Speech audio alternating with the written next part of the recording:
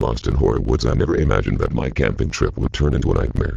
I had been hiking for hours, trying to find my way back to the trailhead, but every path I took seemed to lead me deeper into the woods.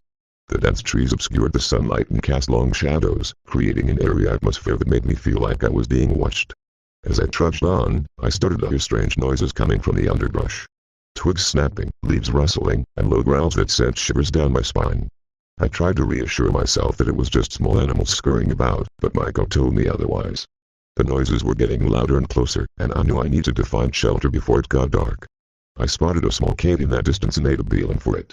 I squeezed through the narrow entrance, grateful to have found a place to hide. As I sat there in the dark, listening to the sounds of the forest, I felt a sense of dread wash over me. I realized that I wasn't alone in the cave. Something was breathing heavily, just a few feet away from me. I reached for my flashlight, but my hands were shaking so badly that I dropped it. The beam of light hit the wall and illuminated a pair of glowing eyes. I stumbled back, tripping over a rock and falling to the ground. The thing in the cave let out a deafening roar, and I realized that I was face to face with a large, predatory creature.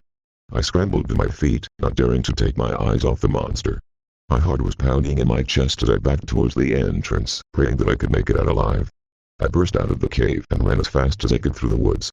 I could hear the creature snarling and thrashing through the underbrush behind me, but I didn't stop until I stumbled upon the trailhead. I collapsed onto the ground, gasping for air and covered in sweat. I couldn't believe that I had survived. As I looked back at the dense trees, I felt a shiver run down my spine. I knew that I would never venture into the woods again. I would never forget the horror that I faced at night, lost in the wilderness.